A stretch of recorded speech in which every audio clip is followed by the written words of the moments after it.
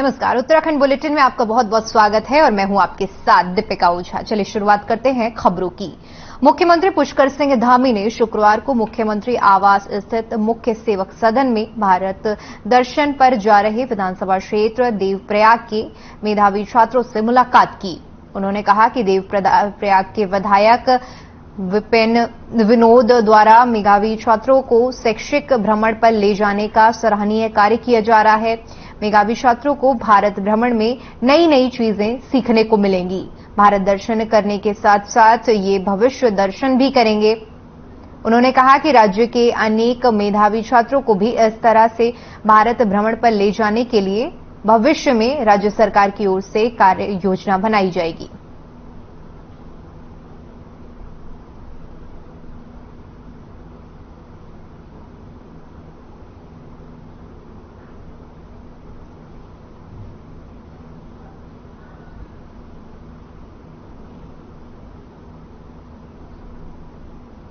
Sign नहीं है, उसको नहीं है, वो नहीं है, छोटे छोटे कारण ढूंढ के उनको भगा रहे हैं और सीटें पूरी नहीं हो पा रही है। और यहाँ पर जो जितना पैसा आवंटन खेल कूद के लिए आ रहा है वो भी किसी प्रकार वितरण नहीं हो पा रहा है। यहाँ छात्र छात्रों ने पिछले बार यहाँ पे पौधारोपण किया था। कांग्रेस नेताओं ने सरकार पर महंगाई के समय में आम आदमी का शोषण करने का आरोप लगाया है। जहां कांग्रेस के जिला अध्यक्ष मुकेश नेगी ने कहा कि पहले से ही उत्तराखंड की जनता महंगाई से त्रस्त है। ऊपर से ऊर्जा प्रदेश होने के बावजूद भी ऊर्जा निगम के द्वारा 5% से अधिक विद्युत दरों में वृद्धि किए जाने से आम जनता महंगाई की मार झेल रही है।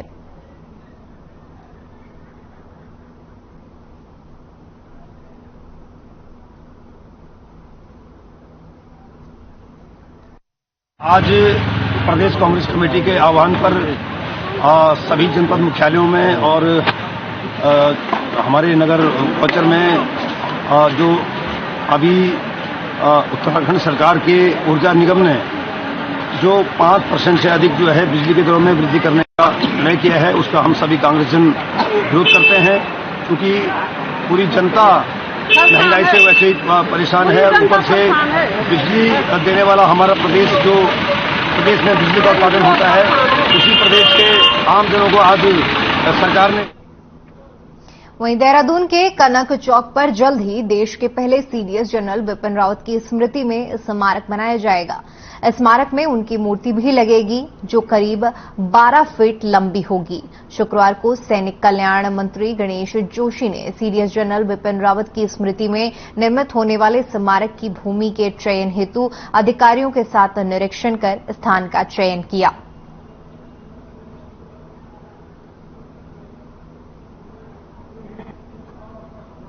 ये दिवस पर जो हमने कार्यक्रम किया था तो हमने घोषणा की थी कि जनरल बिपिन रावत हमारे देश की गौरव है, उत्तराखंड की गौरव है, जिन्होंने कहा था कि चाइना व पाकिस्तान के साथ हम पर हमला करने हमारी सेना उनसे लड़ने में सक्षम है और सर्जिकल स्ट्राइक करने का श्रेय भी बिपिन रावत जी को जाता है। कनक चौक का नाम बदलकर हम बिपिन रावत जी के नाम पर रख रहे हैं और वहां पर उनके नाम पर एक स्मारक बनाया जा रहा है और 14 मार्च को उनकी जयंती के अवसर पर उसका लोकार्पण माननीय मुख्यमंत्री के कार्यक्रमों द्वारा होगा। कृषि मंत्री गणेश जोशी ने विधानसभा स्थित कक्ष में उत्तराखंड कृषि उत्पादन वितरण बोर्ड की 35वीं बैठक की अध्यक्षता की।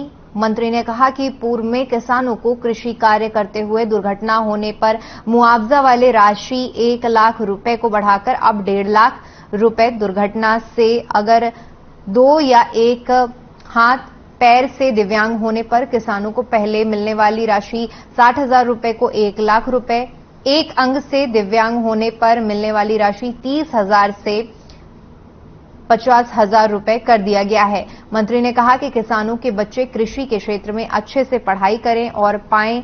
इस संबंध में योजना की आय सीमा 2 लाख रुपए बढ़ाकर 3 लाख रुपए प्रतिवर्ष कर दी गई है। उन्होंने कहा कि व्यक्तिगत दुर्घटना की पात्रता 18 से 60 वर्षों को भी समाप्त कर दिया गया है। अब कृषि कार्य करते हुए दुर्घटना होने पर किसानों को मुआवजा राशि दी जाएगी।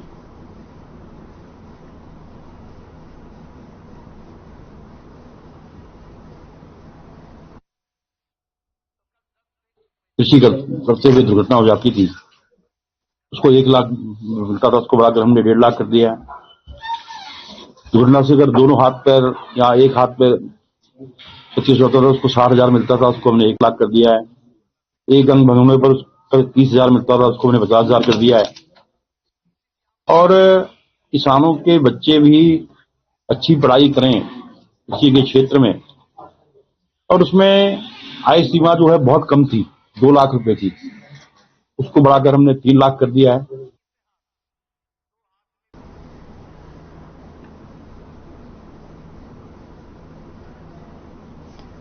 आज अंबेडकर स्टेडियम देहरादून में देश के अंतर्राष्ट्रीय वॉलीबॉल खिलाड़ियों के साथ सुबह में सीएम पुष्कर सिंह धामी ने भ्रमण किया। इस अवसर पर बाई सुब्बा राव, विनोद नेगी, मनदीप सिंह, देवेंद्र बिष्ट समेत सभी खिलाड़ियों से खेल और खिलाड़ियों से जुड़े विभिन्न विषयों पर चर्चा की गई।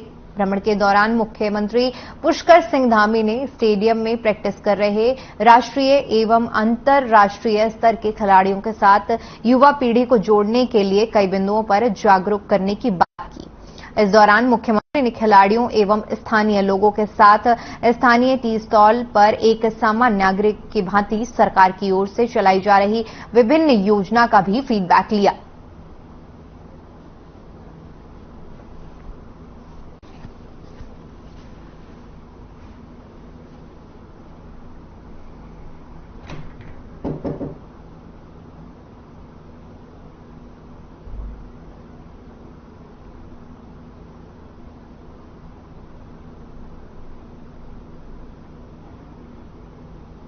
वहीं दिनेशपुर में 1971 के युद्ध में पाकिस्तान पर भारत की जीत की याद में भारतीय सेना के पराक्रम को याद करते हुए हर साल 16 दिसंबर को विजय दिवस के रूप में मनाया जाता है। विजय दिवस के अवसर पर दिनेशपुर में पूर्व सैनिकों ने शहीदों को याद कर उनको श्रद्धांजलि अर्पित की।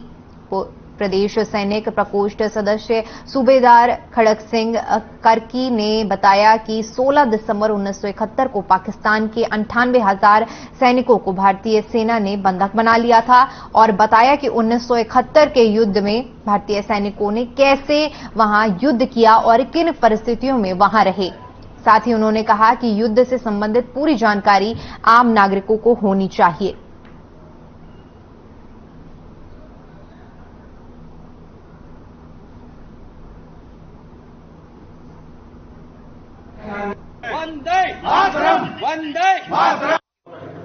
इस साल से हमने ये संकल्प लिया है कि दिनेशपुर ब्लॉक का, हमारा गदरपुर ब्लॉक का जो पूर्वी सैनिकों का यहाँ पर हैं, हम लोग विजय दिवस को हम यहाँ पर भी मनाएंगे। और नगर पालिका, नगर पंचायत सभागार में आप लोगों ने ये आयोजन यहाँ पर किया हुआ है और ये एक संदेश जा रहा है समाज के ऊपर और सब्ज के ऊपर। ऐसी हालातों के बावजूद भारत सरकार ने निर्णय लिया कि जो पूर्वी पाकिस्तान के लोग भारत में शरण ले रहे हैं, हम उनकी जी जान से मदद करेंगे। हालांकि यह युद्ध बहुत पहले से शुरू हो गया था, लेकिन जब प्रधानमंत्री ने युद्ध की घोषणा की, इसी कड़ी के तहत पाकिस्तान ने 3 दिसंबर 1971 को भारत के ऊपर हवाई हमला कर दिया। भारतीय सेना तैयार थी। तुरंत भारतीय सेना ने दुश्मन के ऊपर कार्रवाई शुरू कर दी।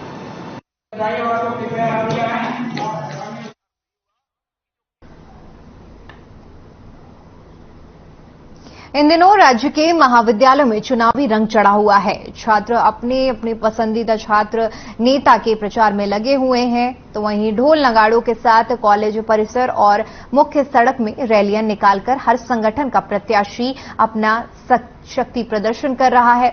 ऐसा ही नजारा कुमाऊं के सबसे बड़े महाविद्यालय MBPG कॉलेज में देखने को मिला, जहां हर बार की तरह इस बार भी मैदान में ABVP और NSUI के बीच में टक्कर है। बताते चलें कि 24 दिसंबर को छात्र अपना नेता चुनेंगे।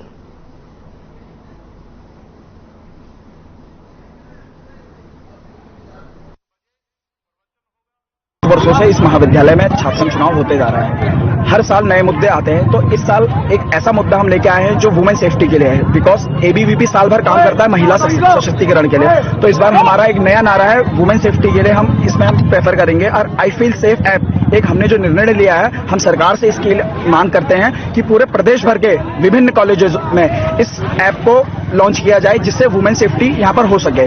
और रही बात क्या कहते हैं महाविद्यालय की, तो महाविद्यालय में जो विभिन्न समस्याएं अभी तक आप देखते आए हैं, बच्चों को यूनिवर्सिटी से रिलेटेड बहुत ज्यादा प्रॉब्लम होती है। कॉलेज के अंदर हेल्पिंग डेस्क खुले और एक कैरियर काउंसलिंग जो क्या कहते हैं इस महाविद्यालय को आवश्यक जरूरी है। आपने जैसे पूछा कि यहाँ कॉलेज में इंफ्रास्ट्रक्चर में क्या कमी दिख रही है जो हमारे नेता जिसको पूरी कर सकते हैं, तो मेरे हिसाब से यहाँ सबसे पहले तो वॉशरूम्स में लेडीज़ वॉशरूम जो हैं उनकी हालत देखी जाए तो इतनी अच्छी बिल्कुल भी नहीं है। और बहुत सारे वॉशरूम्स जो यहाँ हैं वो ऑलमोस्ट ऑफ द टाइम बंद रहते हैं, और जब खोलो तो ज़्यादातर उनमें गंदगी रहती है, जिसमें कि हर फ्लोर में वॉशरूम है तो सही, लेकिन वो या तो बंद रहते हैं या फिर उनकी कंडीशन सही नहीं रहती है। मैं आजकल हमारे कॉलेज में इलेक्शन को लेकर बहुत ज़्यादा शोरगुल, बहुत ज़्यादा भीड़ भाड़, सब लोग अपने अपने में लगे पड़े हैं। और हम छात्र होते हुए हम ये चाहते हैं कि हमारे कॉलेज में हर जगह कुछ ना कुछ, हर जगह प्रॉब्लम्स हैं। वॉशरूम, क्लास में कोई सिस्टम नहीं है। और मैं ये चाहती हूँ कि हमारे जो नेता उठे हुए हैं वो हम पे ध्यान दे। बस इलेक्शन के टाइम पे वो लोग अपना वादे लेके आते हैं, फिर बाद में कंप्लीट होते नहीं हैं। तो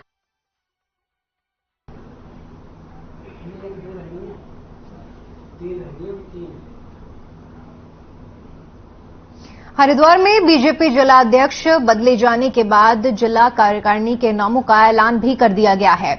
आपको बता दें कि बीजेपी जिला संगठन में 6 उपाध्यक्ष और 2 महामंत्री बनाए गए हैं। जगजीतपुर स्थित बीजेपी जिला कार्यालय में आज नई कार्यकारिणी का स्वागत किया गया। इस दौरान कई बीजेपी नेता और बड़ी संख्या में कार्यकर्ता शामिल हुए। सभी ने नवनियुक्त पदाधिकारियों को बधाई दी और बीजेपी नेताओं ने कहा कि भारतीय जनता पार्टी हर तरह के चुनाव के लिए हमेशा तैयार रहती है। हाल ही में बीते जिला पंचायत चुनाव में भी पार्टी ने अच्छा प्रदर्शन किया है। उसी तरह से आने वाले निकाय चुनाव में भी पार्टी बड़ी जीत हासिल करेगी।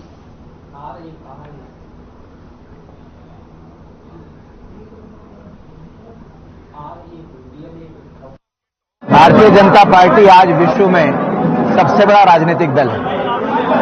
लगभग 18 करोड़ कार्यकर्ताओं का यह दल है। इसमें चुनाव आते जाते रहते हैं। चुनावी मोड में हमारी पार्टी, हमारे नेतृत्व 24 घंटे काम करता है। ये टीम उसका एक छोटा सा अंग है और ये टीम उसी अंग के तौर पर अपने दायित्व का पूरी तरीके से निर्वहन करेगी। साथ साथ हमें पूर्ण विश्वास है। और जो जयपाल जी ने जो रिकॉर्ड बनाया है, तो आने वाले निकाय के चुनाव में उसी ट्रैक को मेंटेन करते हुए पहले निकाय चुनाव और उसके बाद में लोकसभा चुनाव, उस दोनों चुनाव में ये टीम बहुत बढ़िया प्रदर्शन करेगी और पहले जितना जन समर्थन भारतीय जनता पार्टी को मिलता रहा है उससे कहीं आगे ले जाने के काम ये करेगी।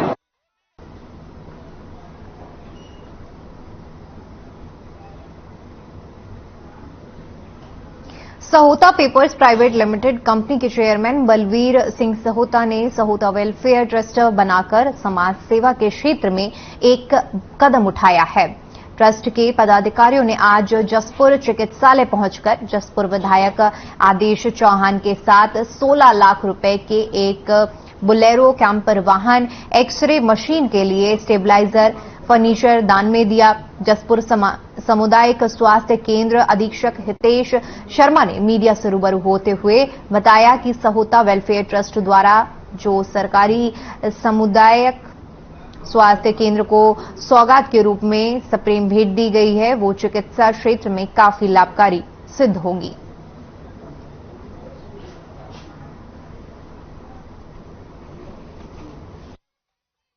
सहोता पेपर मिल के सौजन्य से सहोता वेलफेयर फाउंडेशन का गठन हम लोगों ने आम आवाम के लिए सेवाओं के लिए किया है।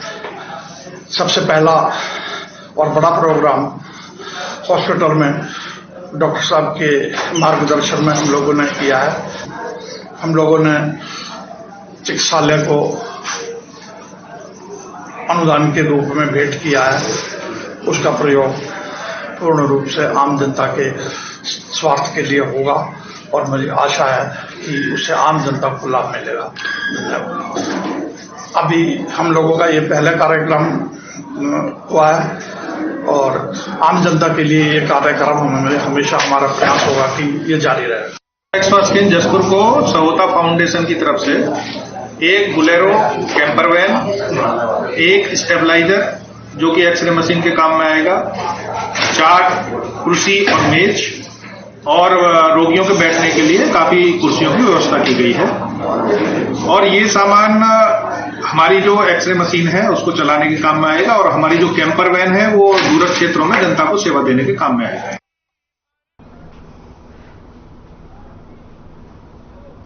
फर्जी दस्तावेज के जरिए अग्निवीर बनने की चाह रखने वाले यूपी के बागपत के निवासी 2 सगे भाइयों को कोतवाली पुलिस ने गिरफ्तार कर लिया है। बता दें कि दोनों सेना में भर्ती होना चाहते थे और यूपी में कम ऊंचाई के कारण बाहर रह गए थे। इसी कारण उन्होंने फर्जी दस्तावेज बनवाए। दोनों को पुलिस ने कोर्ट में पेश किया, जहां से उन्हें न्यायिक अभिरक्षा में पौड़ी जेल भेजने के आदेश दिए गए हैं।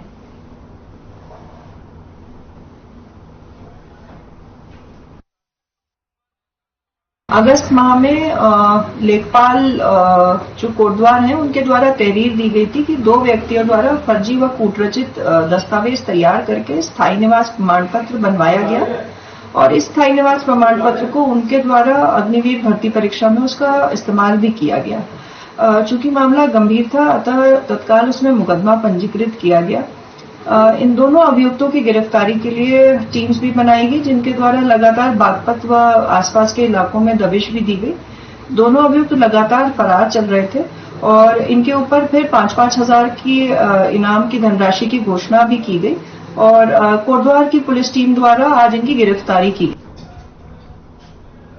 उधर कोटद्वार शहर में बढ़ती चोरियों को देखते हुए एसएसपी ने सभी मकान मालिकों को अपने किराएदारों का सत्यापन करवाने की अपील की है।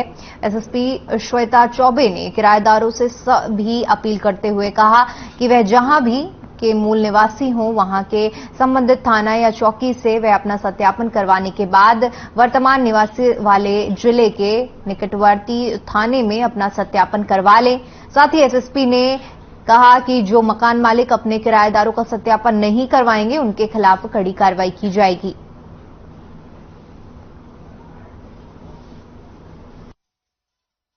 ये दिनांक 22/8 की घटना है, जिसमें तपोवन चौकी क्षेत्र में केदार सिंह नामक एक युवक को चौकी के कुछ कर्मियों द्वारा संदिग्ध अवस्था में मिला। सबसे ज्यादा लोगों को इस ओर जागरूक किया जा रहा है कि जो भी आप किराएदार रख रहे हैं उनकी जिम्मेदारी है कि वो अपने संबंधित थानों से अपना वेरिफिकेशन लाकर जो है वो जहां वो रह रहे निवासरत है वहां पे वो अपना वेरिफिकेशन थाने से लाया हुआ वेरिफिकेशन प्रस्तुत करें।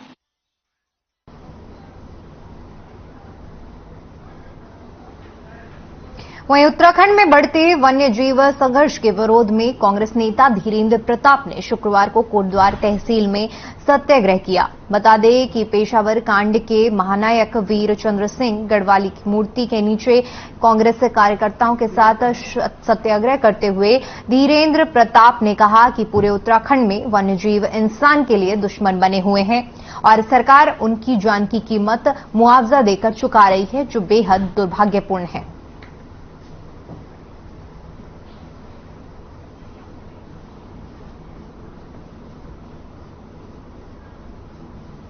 इस तरह से 163 से ज्यादा लोग पिछले 3 साल में मारे गए हैं। जो हमारे गुलदार हैं, भालू हैं, सुअर हैं, उन लोगों ने उनको घायल करके मारा है, बाघ ने मारा है। तो राज्य सरकार क्या कर रही है? मुख्यमंत्री ने 6 महीने पहले कहा कि जिनको 4 लाख रुपए मुआवजा मिलता है उनको 5 लाख मिलेगा। 6 महीने में कोई इसका जियो नहीं निकला। अब जब पिछले 10-15 दिन से हम इस सवाल को उठा रहे थे तो परसों उन्होंने अचानक वन्य जीव बोर्ड की मीटिंग करके कह दिया कि 5 लाख जिनको देना हम उनको 6 लाख देंगे। तो मुख्यमंत्री तो घोषणा मंत्री बने हुए हैं और आदमी की जान की कीमत 4 लाख, 5 लाख, 6 लाख लगाना, इससे ज्यादा, और इसमें भी दुर्व्यवहार हो रहा है।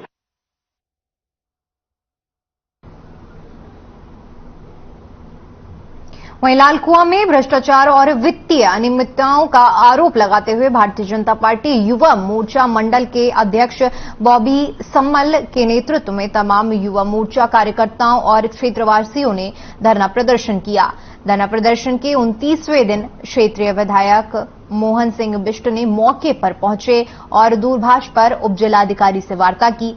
साथ ही जिला अधिकारी की ओर से गठित 3 सदस्यीय जांच कमेटी की रिपोर्ट 15 दिन के बजाय 8 से 10 दिन के भीतर भेजने के सख्त निर्देश दिए, जिसके बाद उन्होंने बॉबी सम्मल और तमाम युवा मोर्चा कार्यकर्ताओं को जोश से धरना प्रदर्शन समाप्त करने की बात कही।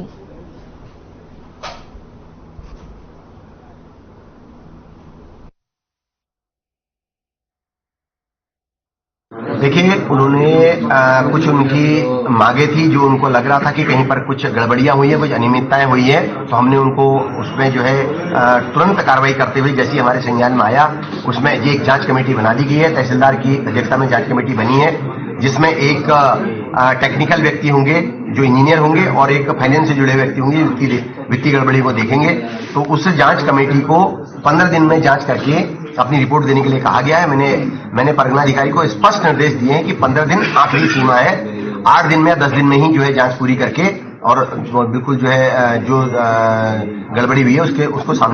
देखिए, उन्होंने कुछ उनकी मांगे थी जो उनको लग रहा था कि कहीं पर कुछ गड़बड़ियां हुई है, कुछ अनियमितताएं हुई है, तो हमने उनको उसमें जो है तुरंत कार्रवाई करते हुए जैसी हमारे संज्ञान में आया उसमें ये एक जांच कमेटी बना दी गई है। तहसीलदार की अध्यक्षता में जांच कमेटी बनी है जिसमें एक टेक्निकल व्यक्ति होंगे जो इंजीनियर होंगे और एक फाइनेंस से जुड़े व्यक्ति होंगे वित्तीय गड़बड़ी को देखेंगे। तो उस जांच कमेटी को 15 दिन में जांच करके अपनी रिपोर्ट देने के लिए कहा गया है। मैंने परगनाधिकारी को स्पष्ट निर्देश दिए हैं कि 15 दिन आखिरी सीमा है, 8 दिन में या 10 दिन में ही जो है जांच पूरी करके और बिल्कुल जो है जो गड़बड़ी हुई है उसको सामने। चलिए, फिलहाल के लिए इस बुलेटिन में इतना ही। देश और दुनिया की तमाम बड़ी खबरों के लिए बने रहिए हमारे साथ। नमस्कार।